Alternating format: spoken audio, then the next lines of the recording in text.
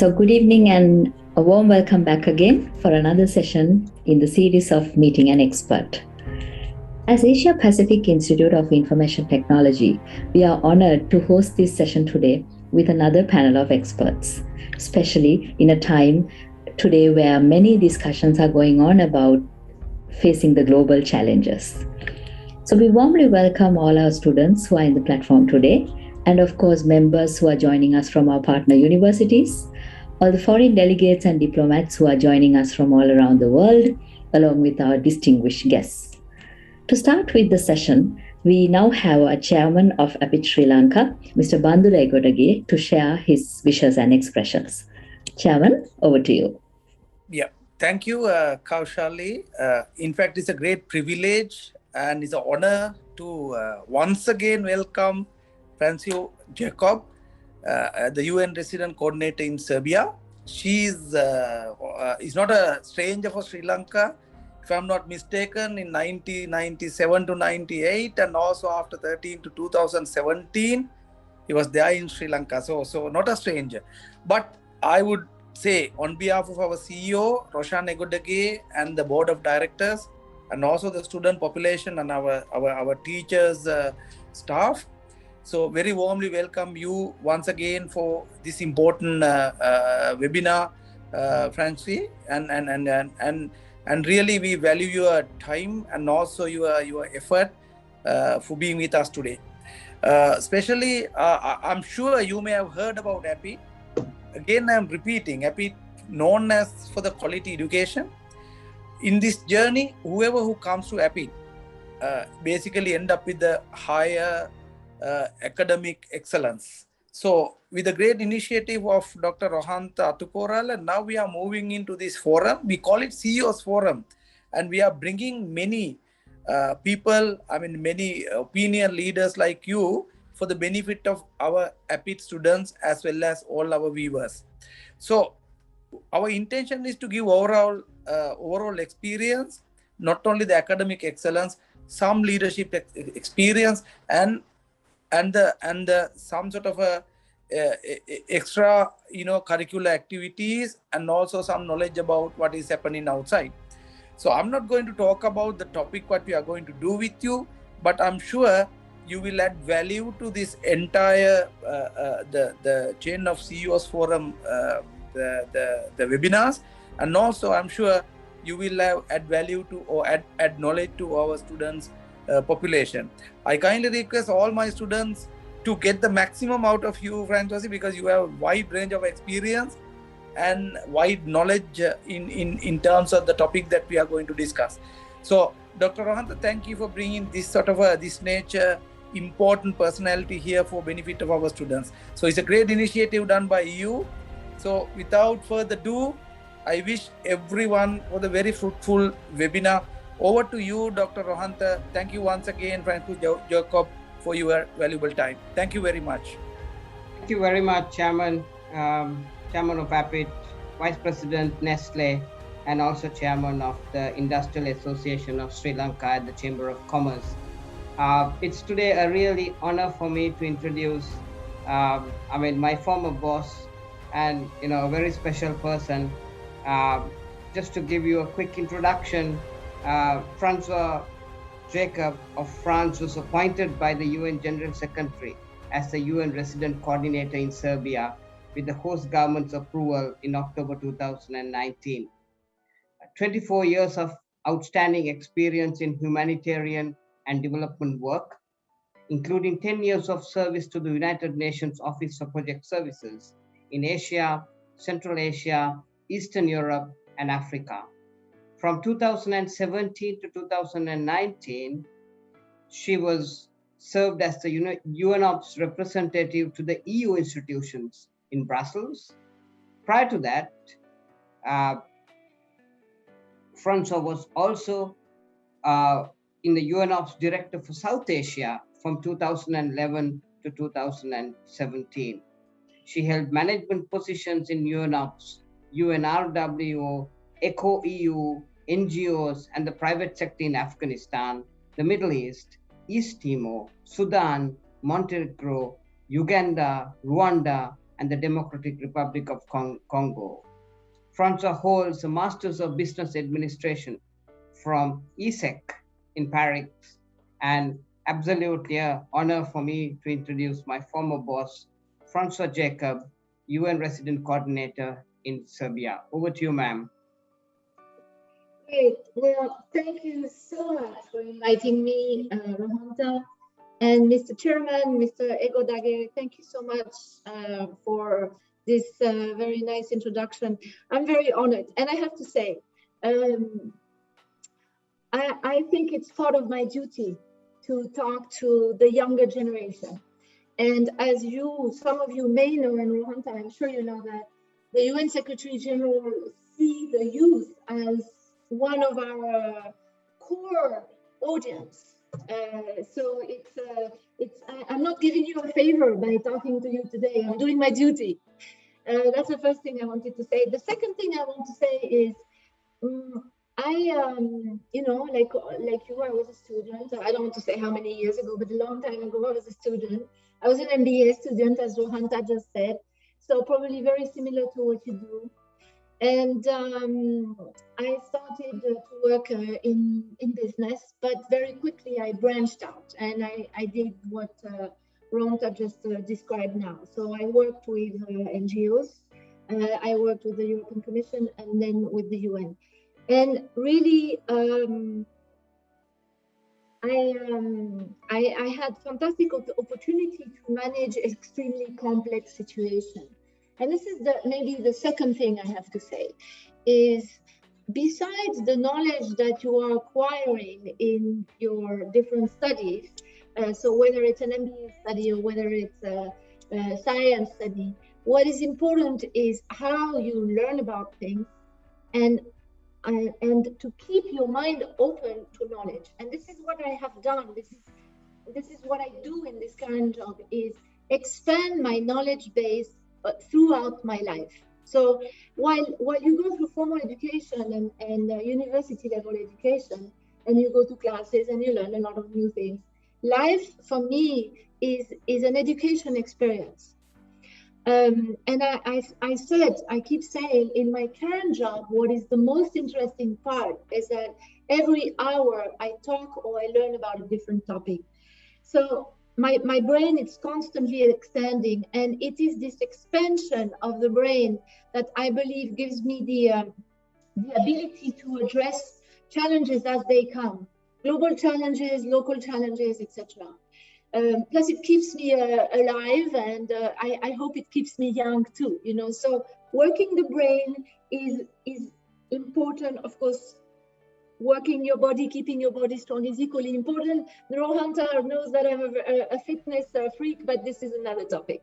So let me say briefly what I do in my current functions. I'm the UN Resident Coordinator in Serbia, which means I coordinate the work of the different UN agencies. You will know many of them. You know of UNICEF, you know of the WHO, of the UNHCR, possibly of UNDP. All these agencies work or have worked quite extensively in Sri Lanka. The role of the UN Resident Coordinator is to make sure that these agencies are working together. So within the UN, I would say it's a bit the same role within the UN as what the Prime Minister does. Prime Minister coordinates the work of the different ministries, and this is what the UN does at the country level.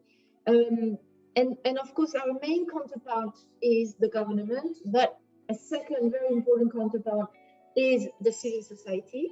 And I have to say, a counterpart with a growing importance is the private sector. So I'm really happy that Mr. Dogade is also the deputy chair or president of Nestle, because I think the role of the private sector is going to be key in reaching the sustainable goals. So this is my job very roughly. I also do a lot of what I call advocacy. So I advocate around the various ways of reaching sustainable development, of making sure that development is fair for all, making sure that we address climate change, etc. And I will talk a bit more about this. We, at the UN, every 5 years, we sort of come up with a new analysis and perspective about the world. And I hope that all of you have heard about the Sustainable Development Goals. I'm pretty sure, because I remember that when I was there already 6-7 years ago, I think it was Standard Chartered Bank that was advertising its support to Sustainable Development Goals. There were big signboards in Colombo. So I would imagine that you are all familiar. These are 17 goals. They cover the whole area of the whole. They cover our existence. And in Sri Lanka, I think all the goals are relevant. You have goals about poverty, water, education, climate change, biodiversity, but also about sustainable consumption and sustainable production, about industrial development, about decent jobs. So these are the goals that are very, very relevant to the private sector. And you will keep hearing me talking about the private sector. So this is just a very brief introduction. Let me talk then also briefly about what we call the global challenges. And I think it's important. I think now, these days, as we're still struggling with COVID, we all understand better what is a global challenge and how it can affect the whole planet, and how we as individual and professional, we need to participate to addressing these global challenges. So we have just lived through a year and a half of a global pandemic, and I know Sri Lanka has suffered a lot. You had a lot more restrictions than we had in Serbia. In Serbia, we never had full lockdown. We had vaccines very early. As of January this year, I was able to get vaccinated in February without jumping any queue. The Serbian government was very prepared, and I have to say, the UN did also a very fast job to support the government, because there was a few of us in the UN who were used to emergencies, and so we really were able to react very quickly to a new situation. And this is my first, if I can say, in terms of global challenge, one of my first observations is we have to learn how to live in a world of uncertainties. I think the generations before me, and even my generation in France, we had work contracts that were no end. I don't know the English expression, but work contracts with no end. So you enter a company and you have a contract, and you can keep it as long as you. So people were used to have a lot of stability in their lives. I think we need to get used to a life with a lot of changes, with fast changes, and that requires an inner strength that each of us need to cultivate, because changes typically brings anxiety in people. We all like to have stability in our world, and actually I don't think we are moving towards stability. So this is something that even the formal education need to cultivate, is the ability to react positively to change and to address uncertainty with calm. And if you cultivate calm, you will be able to maintain your happiness and your sanity, even in a world that keeps changing. So that's a sort of a first challenge and sort of solution. Now, in terms of the real global challenge, besides the pandemic and the fact that there could be some future pandemic, of course, the UN Secretary General is highlighting maybe 6 or 7 big challenges. One is, and they're all relevant to Sri Lanka. So one is inequalities. And I think you have all followed during COVID, we have seen again a growth in inequalities between nations. So some nations got, the respirators very quickly, they got the vaccines very quickly because they were able to pay, or because they had a good system, health system, they were organized very quickly. And then you have nations in Africa that still have a vaccination rate under 5%. So in France, you have about 80%, Africa 5%. Total inequality. So I'm not going to give too many examples in terms of inequality. I want to talk about the positive related to that. I know that in Serbia, what this situation has done of all these inequalities coming back to our face all of a sudden is that it has triggered a renewed action and faster action on addressing the inequalities. So in the past year, the Serbian government has really accelerated the pace to change the laws on social protection, develop a new law on non-discrimination, change the law on people living in institutions, so people with disabilities, orphans, elderly people.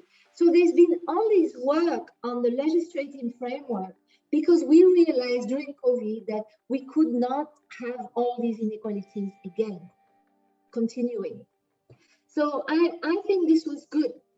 And what we also saw during COVID, and I suppose it has happened to some extent in Sri Lanka, is we saw a lot of local solidarity. We saw, for example, in Serbia, we saw lots of small private businesses trying to help the communities, bringing food packets to people in the remote areas, or giving donations to the Red Cross. So lots of form of community solidarity, local solidarity, which I think is what humanity should be about, working better and closer together. So this is one of the first challenges, inequalities. And as you move into business, you have to keep this in mind. You have to keep in mind that whatever you do in the business, and especially if you become business leader, you need to make sure that you treat your teams decently, you provide decent jobs with right benefits, and that that the wealth is shared properly is very important. In COVID, what did we see? Lots of small companies failing, and Amazon multiplying its profit by, I don't know, Rohanta, you would know, but by 10 or 50 or whatever. So this was, I found that was terrible. It's so many people suffering, and then a handful of people getting richer and richer during a global crisis. So, and a lot of young people are actually starting businesses that are social enterprise, where there is a greater equality in the sharing of the wealth. Let's keep this in mind. The second global challenge, of course, is the green transformation. So in Serbia, we don't talk even about fight for climate change. We talk about the green transformation to address the triple crisis in climate change, biodiversity loss, and pollution. And all three are relevant to Sri Lanka, I know that. Green transformation, we often hear about it in terms of threats. It's going to be more expensive. We're going to have more flood, more disasters. It's all about threats. And so it creates fears. And of course, the green transformation is about change. So it creates also fear. And what we have started to really talk about is the opportunities that the green transformation creates. Opportunity for a lot of new business. In Serbia, the winters are cold, so we need a lot of heating system. In Sri Lanka, the weather is hot, so you need cooling system. Now, one of the easy things to do to address the energy transition is to make our building more energy efficient.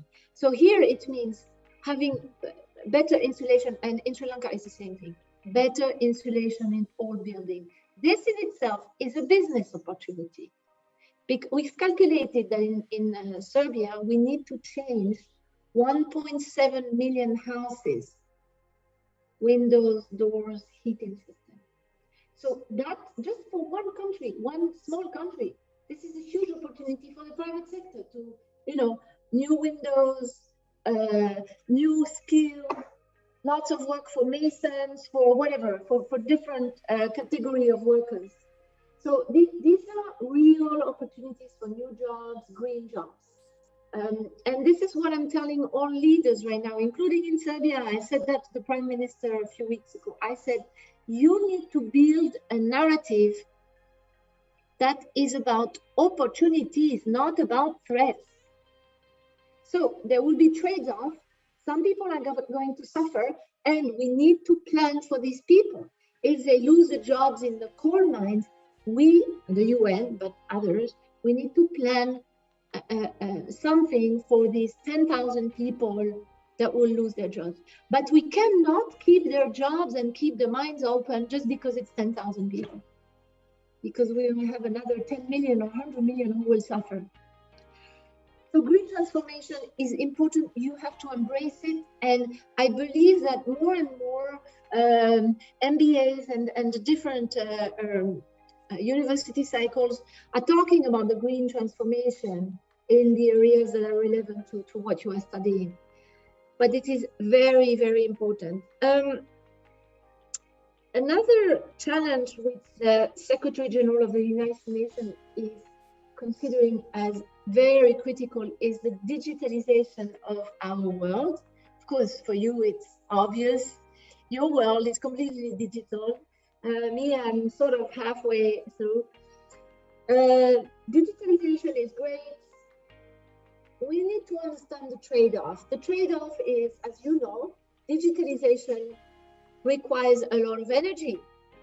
So it's a lot of energy consumption. So I think over the next few years, we are going to look at what is it that we need to keep in digitalization versus what is it that we need to really make more effective so that we don't eat so much energy. The second part about digitalization is that it takes people away. So it takes, you can connect with people online, like I'm doing right now, but at the same time, we have a lot of the youth that is, they're on their phones and it takes them away. And then there is the dark side of digitalization. What we hear right now through the Facebook whistleblower, the algorithm that are reinforcing our belief. So if I believe in the green transformation, on my screen, Facebook screen, I will see more and more topics around green transformation. But if I believe into hate speech, if I believe into a particular dark sort of scenario or fake stories, then on my Facebook page, I will receive more and more of these dark stories. So one of our biggest ambitions, and I think this is again something that the private sector, but also individuals need to really, really pay attention, is what we call digital and social media literacy.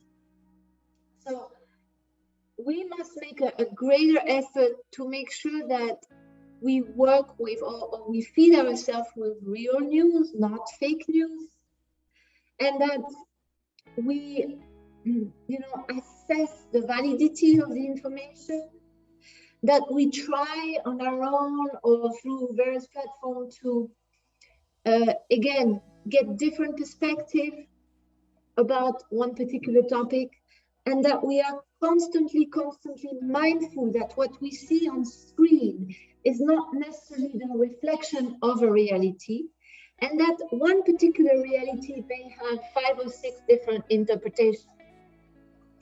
And along these lines, one of the topics with the UN is working more and more is on hate speech. So hate speech has always existed. Hate speech is about saying, bad things about your neighbors, basically. Whether and they might be completely wrong, and they might be right, but still you say it in a way that you are saying it even worse against your neighbor. But very often hate speech is based on fake news, and hate speech has been completely inflated and augmented by social medias. And I remember, you know, since I actually spent 6 years in Sri Lanka, and there is hate speech in Sri Lanka. There is hate speech from different groups, including, unfortunately, from religious groups. And this hate speech leads to very serious crimes and sometimes to people dying. So I think we really need to be mindful and aware of hate speech, aware of the power of hate speech.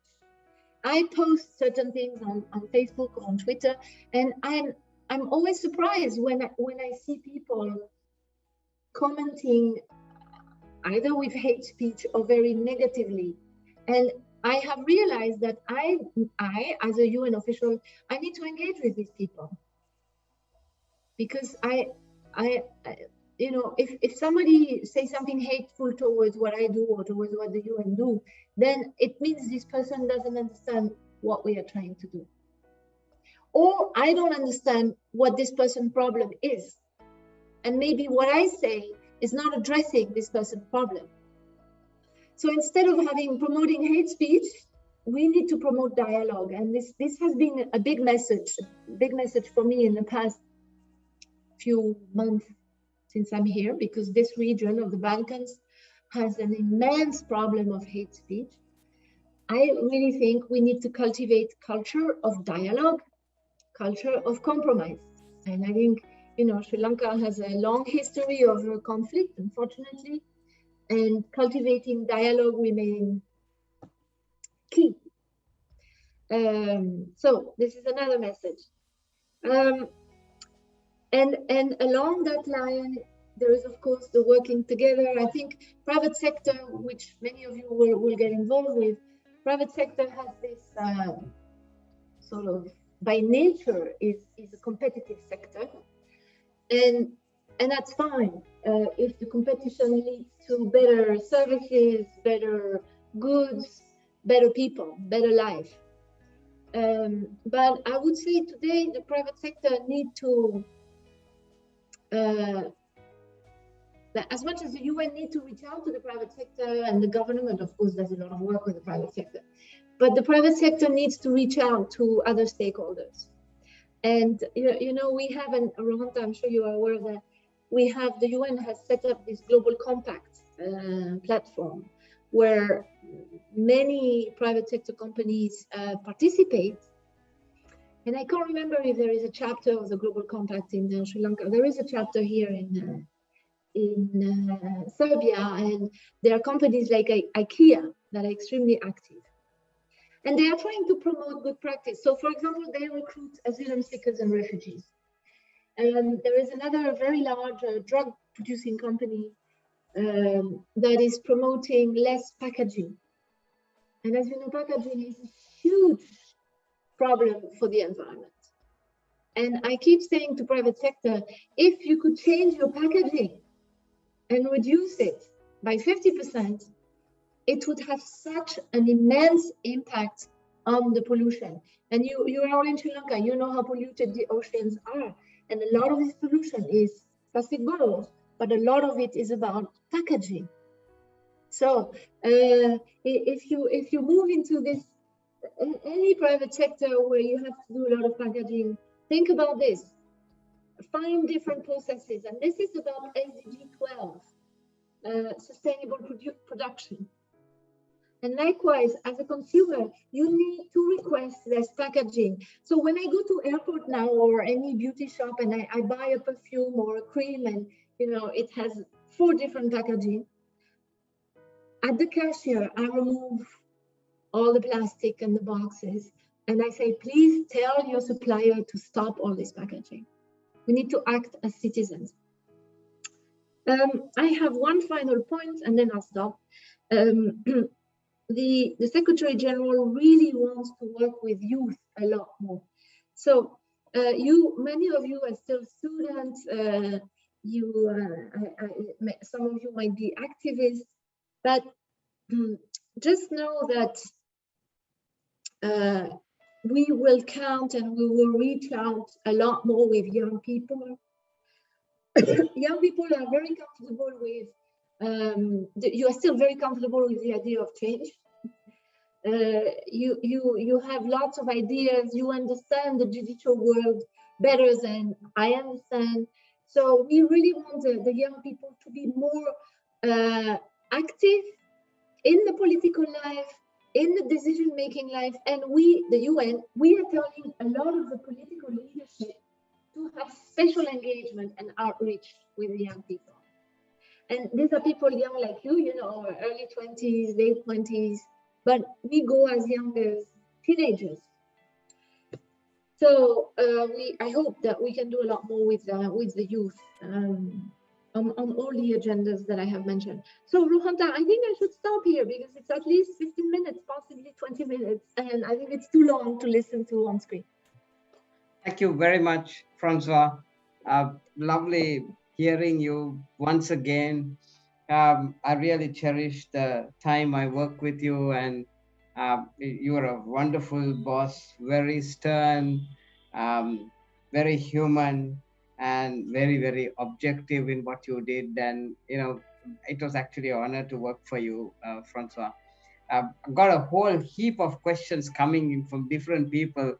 Let me read out the first one. It's from Nissan Salah. She is an MBA student, and she's saying, "Thank you for your message. I love your very tasteful blouse. What is the most beautiful thing you liked in your stay in Sri Lanka, and what was the most disturbing?" Okay, I tell you, I loved a lot of things in Sri Lanka, but I have to say, I think the thing I liked the most was scuba diving. I did a lot of scuba diving in Colombo. You probably know, but there are a lot of shipwrecks in front of Colombo. Over 10 kilometers, you have 25 shipwrecks. Amazing. Lots around the shipwreck, lots of fish, and I've seen some whales. It's magic. And I heard there was a ship that there was an accident last year, right, in front of the Colombo harbor. And I was devastated by this because I was thinking about these 25 shipwrecks, which are independent cities of fish. I was thinking, what happened to these cities of fish? What happened to this beautiful biodiversity just because of the negligence of a few people, the negligence of humans? And when a ship like this, when there is an accident like this, sometimes it's criminal, like it's done on purpose, but most of the time it's just apathy, people not doing the job properly, people not caring, people not following the rules, people not enforcing the rules. Same thing for the management of the national parks in Sri Lanka. They're great, but there are too many people visiting. Why? Because the system has apathy, because there is corruption. And so I think we need to be conscious now of this, of the beauty of nature and of what the ecosystems are bringing us, the importance of what they do. They bring beauty, but they have, as you know, they bring lots of other services. And if we destroy this, we are not going anywhere. So again, no matter the business that you will end up with, you need to make sure that you do it carefully and with respect for your environment. So that's my answer to this question. Sorry, it was a bit... Thanks, Francois. Actually, you're spot on with the shipwrecks.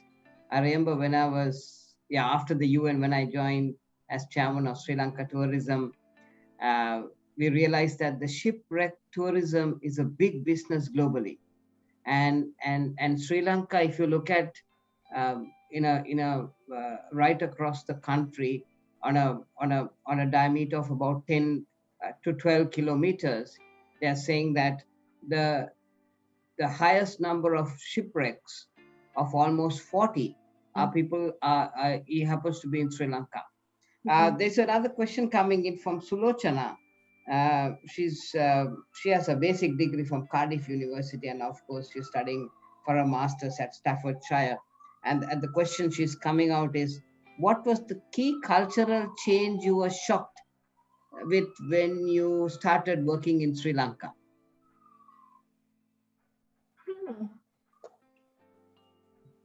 Okay, that's an interesting question. And Rohanka will remember that, because we had, in UNOP, so in my UN agency, we had at some point an annual survey on staff satisfaction. This was a global survey, all countries around the world. And there was a mistake in the handling of the data, and the comments from different people on the agency representative were made public. So the comments about me, the comments about so many different country representatives.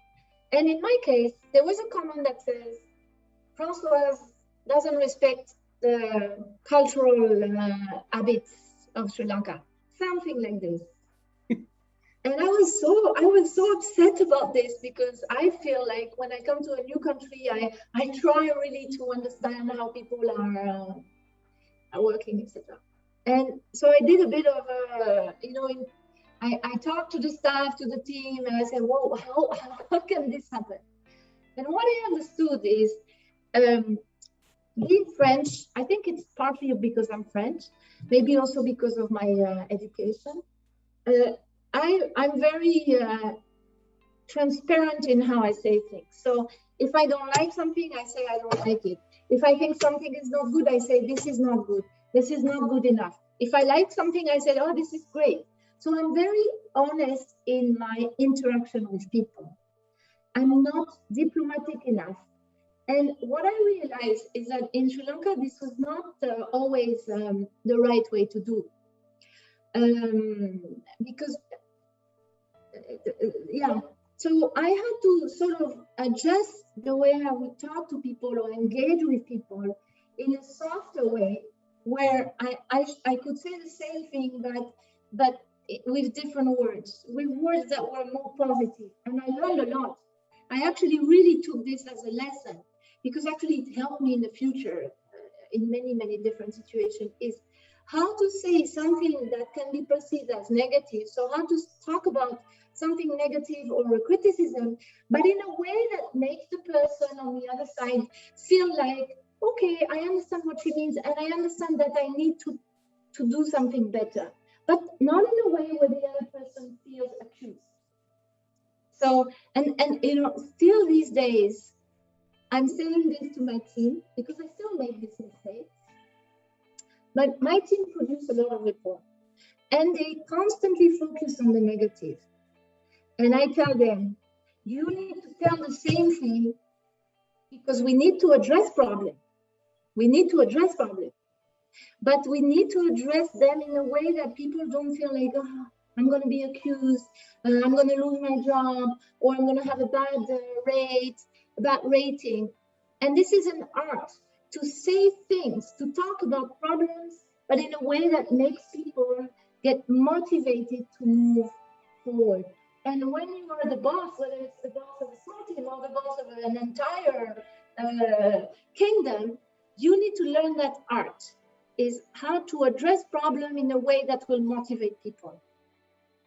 Well, all I can say, Francois, is that you're one of the most impactful leaders that UNOPS had, and I mean, we really enjoyed working with you. We really loved your honest opinion, because we wanted to grow, and it was a fantastic experience. A guy called Didad is asking a question.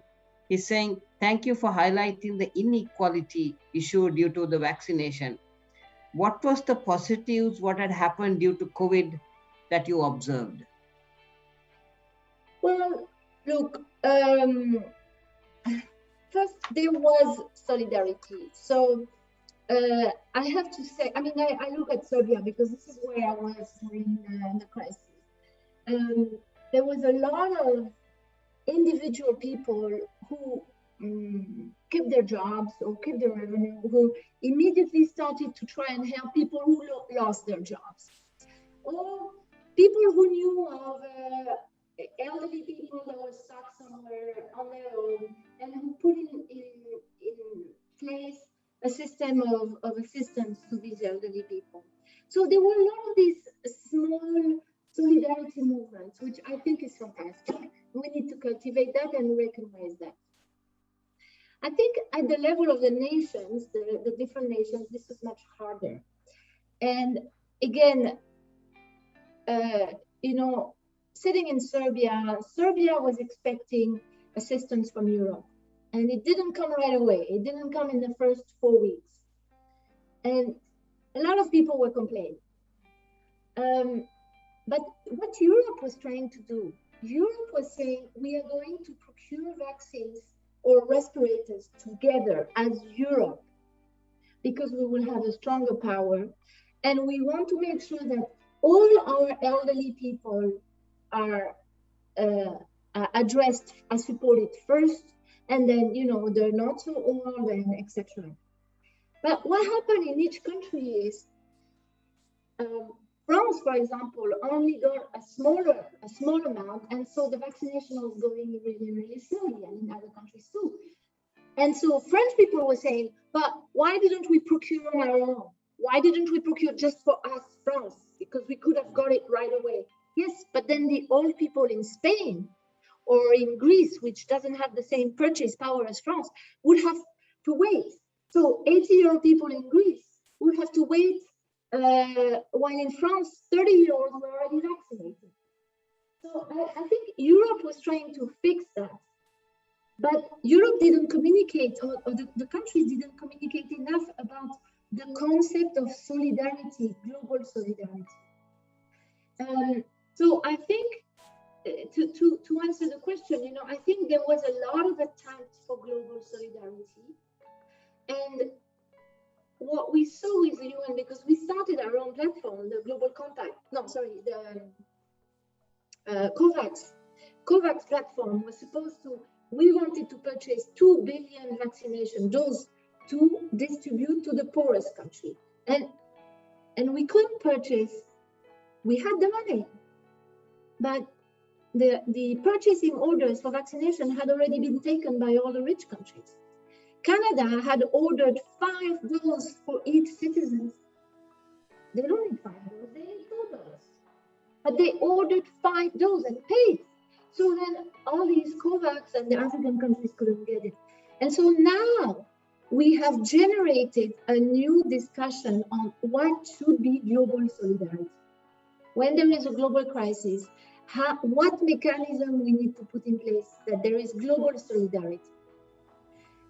So I think this is good. This is good. It's not easy. We don't have the answer yet. It might be an utopia, but we are thinking about this. Besides that, as I said, I don't know how it happened in Sri Lanka, but in Serbia, we have now, in 1 year, we have passed new laws, particularly for the populations that have suffered a lot. So we have passed new laws for people with disabilities, new laws for neglected neighborhoods, lots of new initiatives. And this has triggered a renewed sort of understanding of the need to push the people agenda. The people agenda. How are people affected? Who are the ones that are really affected? Who are the ones that fall through the crack? The other, sorry, if I may say one more thing. The other thing that has come up with COVID is the green recovery. And I don't know how much it is being talked in Sri Lanka, but in some areas in the world, it's talked a lot.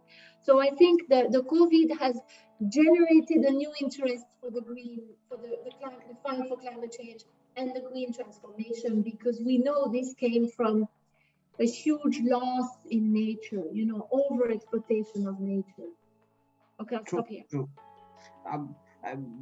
I agree, Francois, what you're saying, because even in Sri Lanka, we have suddenly become very much more environmental conscious. and that responsibility has come. There's a guy, Dumira from Capital Maharaja, he's on the MBA program here, says, do you feel the pandemic tested how leaders' real skill set was in managing issues? Totally. I'm tempted to say yes, just yes. You know, I think the pandemic has tested the capacity of individual leaders to make decisions, and now, equally importantly, to communicate about the decision. Okay. So I believe that in France, for example, the government has made some very good decisions, but they communicated badly. And so there's been a lot of dissatisfaction about the management of the crisis last year. I have learned that this crisis was a crisis of communication.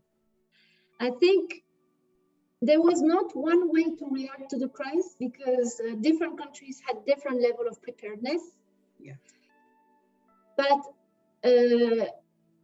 I think there was definitely some leaders who understood the topic better. There were some leaders who based the decisions on science, not just on politics, national or local politics. And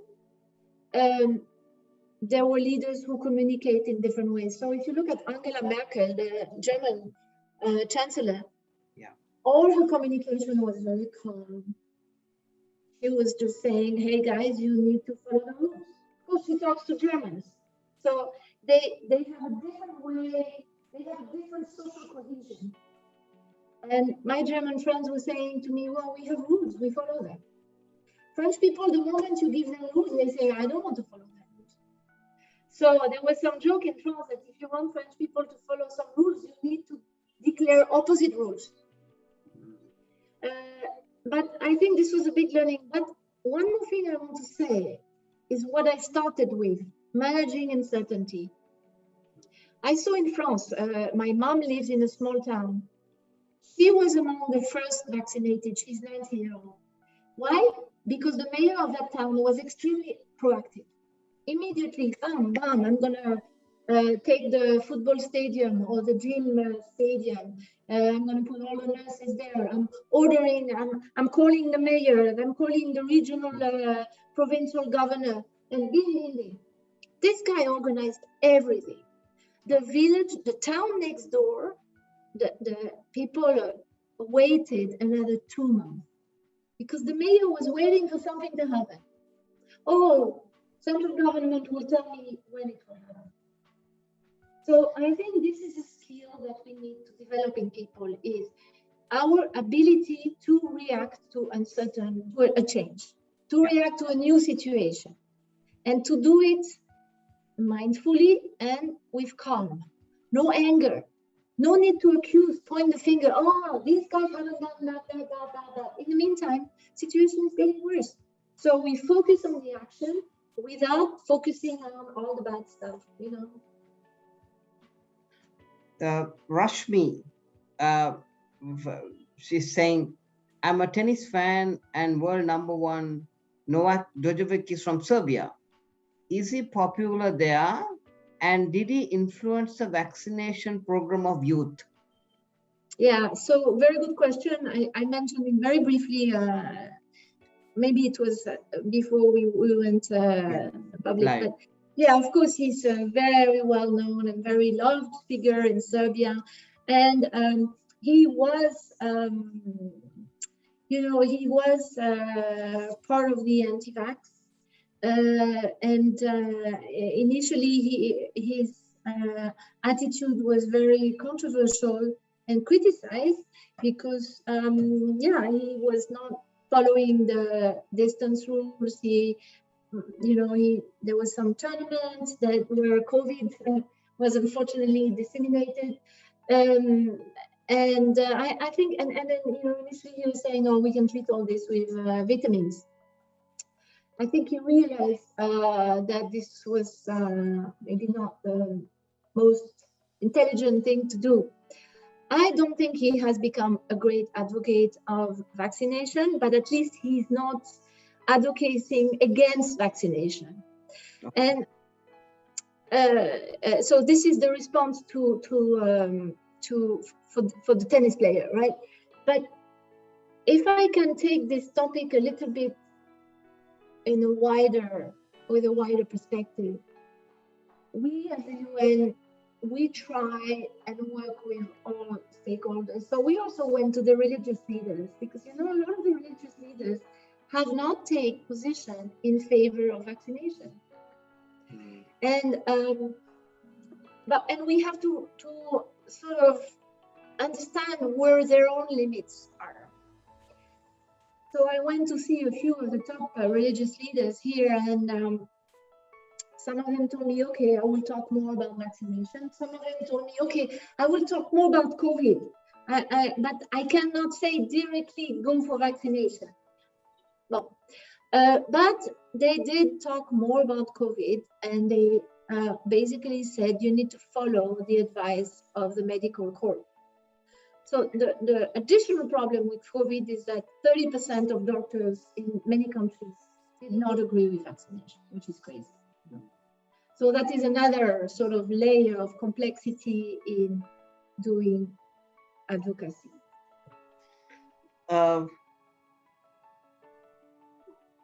Anushka, MBA student, is saying, what made you join the UN, and what is the most memorable experience you have had in your work in Afghanistan? Well, good, Anushka. So listen, I joined the UN. I think, as I said, I worked for an NGO, which I say was the best experience. You really on the field with people, and progressively, I moved sort of towards the UN. I think the UN has because of its global positioning, the UN has the capacity to influence a lot of the development agenda. I really believe this, and that's why I'm with the UN. But I think I always advise young people who want to join the UN to start with groundwork, working with NGOs, because you need to understand people. You need to be able to communicate with people about complex topics before you start to do strategy and advocacy, etc. So this is one of the reasons why I joined the UN. I've always been sort of humanitarian in heart, and I'm trying my best to sort of be an advocate for the big topics. Now, Afghanistan was a fantastic experience. I was very lucky to be there from 2001 until 11. 2001, 2, 3, we had a lot of freedom to move around. I have to say this was a very, very poor, damaged country where people had such a big heart. And if there is one thing I learned in Afghanistan, which I also see in Serbia, is that we have, globally we build narrative about country, and the narrative about Afghanistan is that it's a horrible country, everybody is horrible, everything is horrible, the people are horrible, there is so much violence, there is no progress, etc. But this is simply not true. Afghanistan is a beautiful country, amazing landscapes, amazing nature, the people are extremely welcoming. They treat guests as a king or a queen, and they suffer. This is the main thing I would say, and it's the same thing with Serbia. The general perception about Serbia is negative because there was a war and there was some atrocity committed, and all of a sudden everybody thinks that Serbian people are just bad people. No, they're not.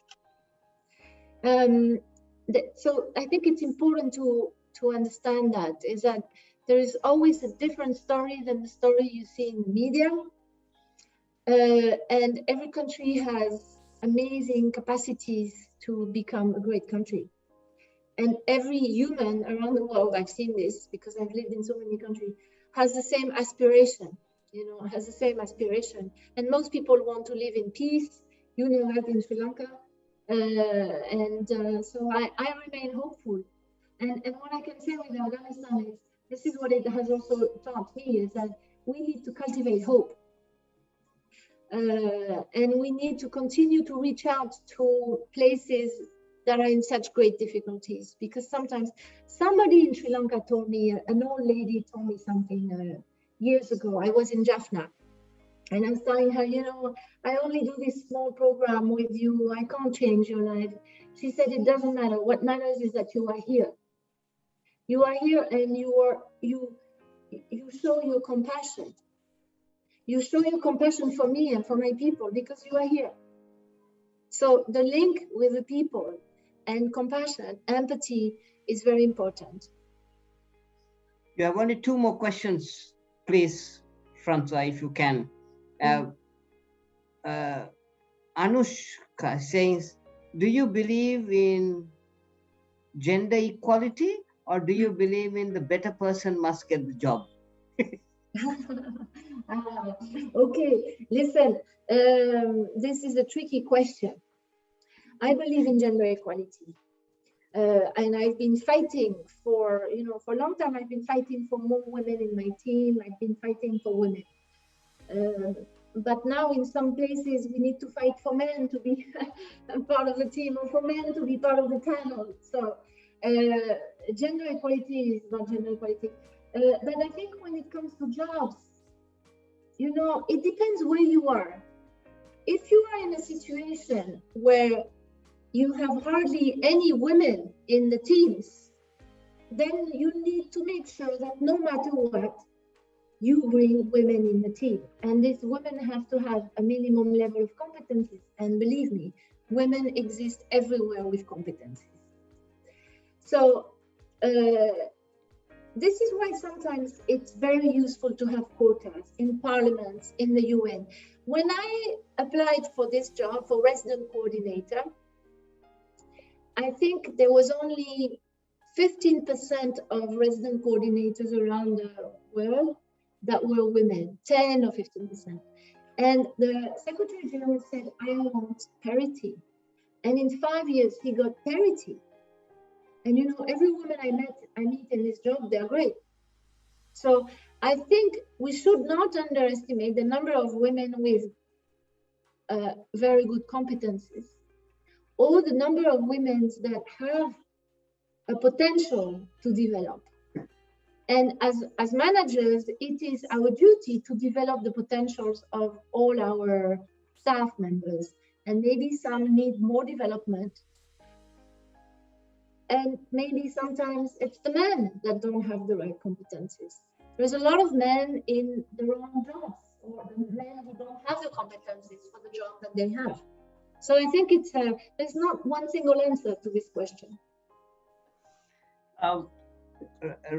She's a design student, Ronki, studying for the masters again at Staffordshire University, and she's saying, as you are a top UN official after being country head, where would you aspire to go? Okay, it's a good question. This job that I have now is great. So I'm going to stay here. I'm here 2 years. I will probably stay here 4 or 5 years because I touch with so many topics and I love it. I might do another round of a similar job in a bigger country or a more complex country or at regional level. But certainly at some point, I want to maybe focus my work on environment and climate change. So move to a job where I'm really specifically focusing on these topics. That's the short answer. I have another side to this answer. I think, as I said, life is a balance between planning and reacting. So I think you need to plan certain things, especially if there are certain things you really love and you like. You should plan and you should really work in that direction. But you also need to pick the cues. So, which means you need to keep your mind open. Maybe something is going to happen on this side, which you had never thought about, but it's going to get where you want to get. Or maybe something is going to happen that will open something, a completely different horizon for you. And what I've learned in my career, actually, I was never a career-oriented person. I didn't enter the UN thinking I'm going to go there, and there. No. But what I like in my career is that I worked for different institutions, I worked on different topics, and I really think I have as I said at the very beginning, I have this wealth of perspective on the world that is fantastic. Fantastic. It's very unique in the officials. In my type of work, we understand so many things that are happening in the world, and so I think you need to keep your mind open while you focus in one direction. Always keep your mind open. Always try and learn other things, because you will change also. Now you like color red, but in 10 years you will like color blue. So this is the thing: is do or go in the directions that you like, but keep your mind open to everything else. Thank you, Francois. That was brilliant. One last question. Mahesh from Commercial Credit is asking, would you like to come to Sri Lanka and work again? Yeah. Although I have to say, I want to come to Sri Lanka and scuba dive again. Yeah, I would certainly like to work, come and work again in Sri Lanka. I think there is still a lot to do in Sri Lanka. Sri Lanka is also in such a complex sort of geopolitical situation. Yeah. So you have a lot of internal, dynamics, but you also, it's a small country, but you're in the middle of so many different things. You have an interest from the biggest countries in the world. China is interested in you, India is interested in you, the US is interested in Sri Lanka. I remember when the former president was elected 6 years ago. Within 10 days, the Secretary of State, the US Secretary of State came to Sri Lanka, and I was like, why is the US Secretary of State coming to Sri Lanka? Sri Lanka is placed in such a strategic position in the oceans, everywhere. So I think this is a country that will remain on the map of many, strategic decisions, important decisions. And yes, I'm sure I will be back for both work and holiday. Thank you very much, Francois. And I have to let you go. You promised only to come for half an hour, but you spent 1 hour with us. It's so beautiful to have you, and it's such a lovely, warm conversation that you always had. We miss you very much in Sri Lanka, and we really hope that one day you will come back. And thank you very much, and please stay safe, and we'll meet soon. Thank you very much, Francois, and appreciate very much your time. Well, thank you, and thank you for all the questions. I'm always happy when there are questions. So thank you, they're all good questions. Very happy to see you, Rolanda. Thank you to the Mr. Edogade, and thank you to all the participants. Thanks, and stay healthy too. Stay safe and healthy. God bless. Bye. Bye.